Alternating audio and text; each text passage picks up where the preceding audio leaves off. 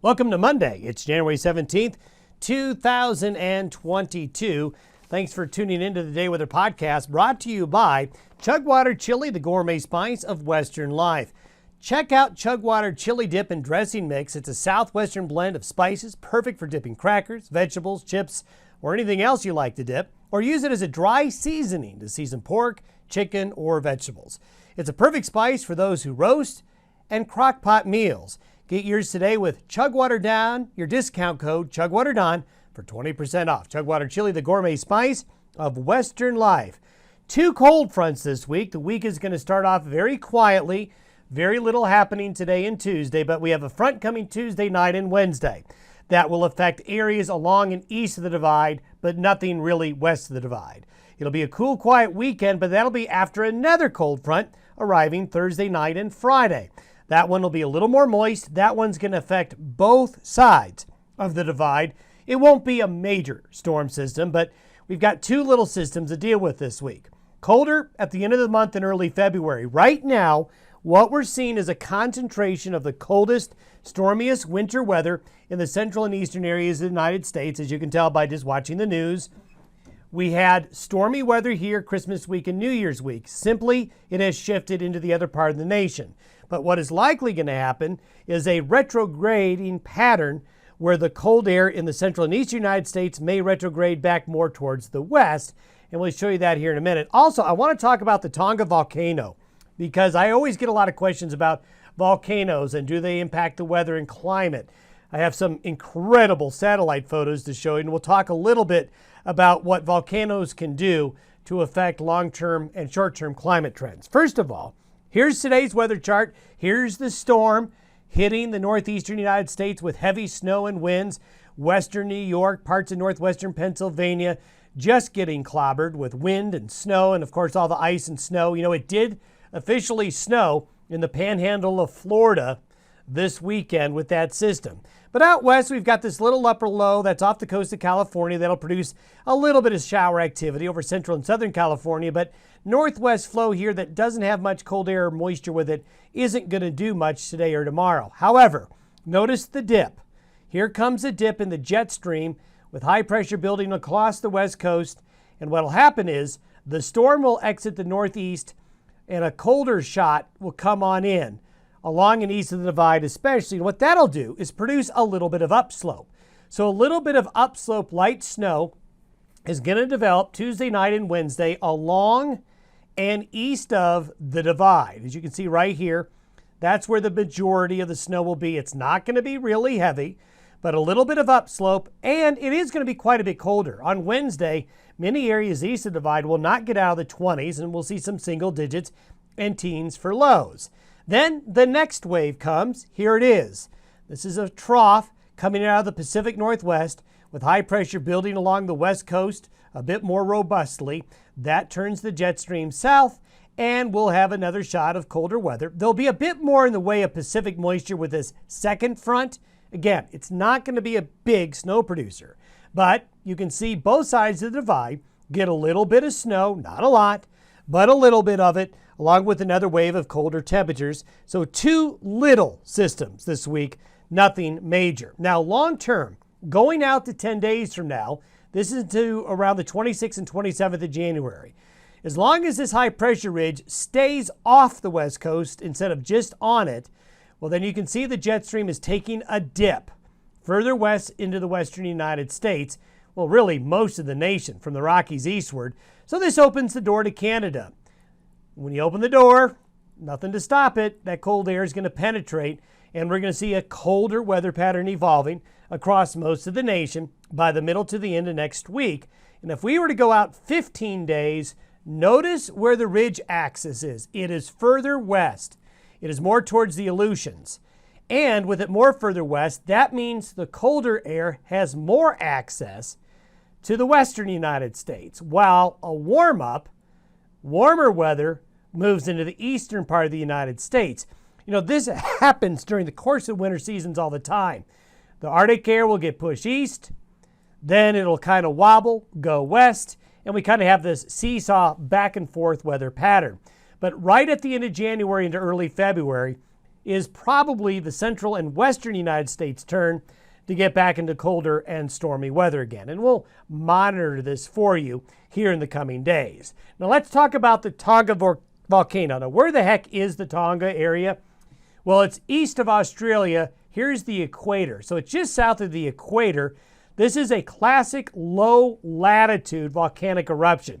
Now, why is that important?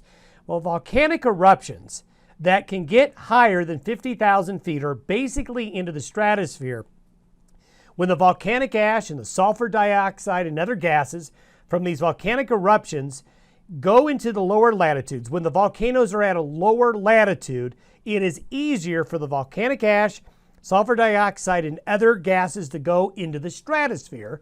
And when those gases and ash go into the stratosphere, it takes a long time for Mother Nature to work out that ash and the gases. And so what will happen is the lower stratosphere gets this layer of gas and a layer of volcanic dust that ultimately, over time, can impact weather conditions and climate. It can be a big wild card. It can completely upset the apple cart in terms of overall large-scale patterns. Now, it has been measured that this Tonga volcano did reach the stratosphere. So there is a lot of ash and gas going into the lower stratosphere. What I want to do now is show you a high-resolution satellite photo from the Japanese Meteorological Agency that monitors this part of the Pacific Ocean east of Australia. What I'm going to do is going to step through several images taken about 10 minutes apart Friday night into Saturday morning. It was local time for the Rockies and the Central Time Zones and the Western Time Zones. This happened overnight Friday into the early morning hours of Saturday.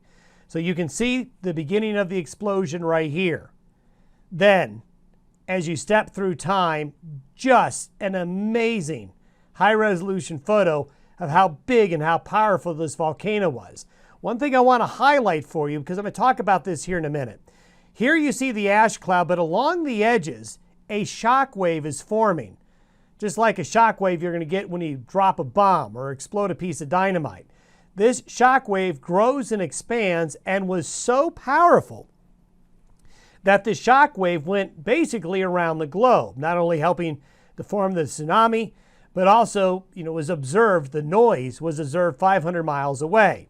Now, as this shock wave went across the western United States during the early morning hours of Saturday, a lot of barometric pressures changed. Now, if you've got a home weather station and you're recording or you have the ability to data log your weather data information, you should really look at the time frame, local time, Rocky Mountain time, right around 5:30 to 6:30 in the morning. What I'm showing you is a barometric pressure tendency trend, basically measuring the barometric pressure over time.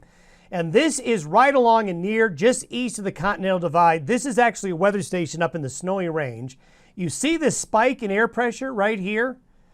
This spike in air pressure is the actual shock wave as it came through the Snowy Range Mountains around 6 a.m. local time Saturday morning.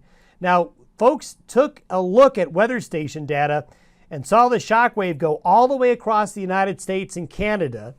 However, the Rocky Mountains did dampen the shock wave. As the shock wave hit the Rockies, it sort of slowed it down and weakened it. But as it came over the divide, you can see this pressure spike. This is quite humbling to think that something multiple thousand miles away could send a shock wave that could get all the way here and be measured by just a typical weather station. So if you've got a weather station and you're watching or have the ability to graph your data, you may want to do it. Now, how do volcanic eruptions possibly impact the climate? Well, we know we do. In fact, Mount Pinatubo that blew in the Philippines in the early 1990s had a longer than 12-month impact, as it was so big, it got up into the lower stratosphere, produced a lot of gas and dust in the lower stratosphere, and actually there was a real measured cooling due to that volcanic eruption. Where volcanoes blow and when they blow is really, really critical on how the volcanoes may impact the weather and climate. There are numerous scientific studies out there on what volcanic eruptions may or may not do in terms of affecting the climate. If you read the literature, what you find out is that definitely large volcanic eruptions that reach the stratosphere have impacts, and locally, regionally, and perhaps globally, depending on the magnitude and the latitude of where the volcanoes go off. Also, volcanic eruptions can impact the La Nina and El Nino cycles. Also, volcanic eruptions may cause cooling in some parts of the globe and warming in others. But one thing you do find when you read the literature is that there's a lot we don't know about volcanic eruptions and the impact on climate regionally, locally, and across the globe. There needs to be a lot more studies. Here's a little secret for you. We don't know everything. Certainly we don't know everything about volcanic eruptions, so there needs to be more study. But we do know that large volcanic eruptions, if intense enough and long enough, and they reach the higher reaches of the troposphere and lower stratosphere, is they do disrupt things. And it can really have a big impact on long-range forecasts. So we'll see what happens with this Tonga volcano and see if there's more down the road, more volcanic eruptions as we go into the coming months and years ahead. Thanks for tuning into the Day Weather Podcast. We'll talk to you on Tuesday.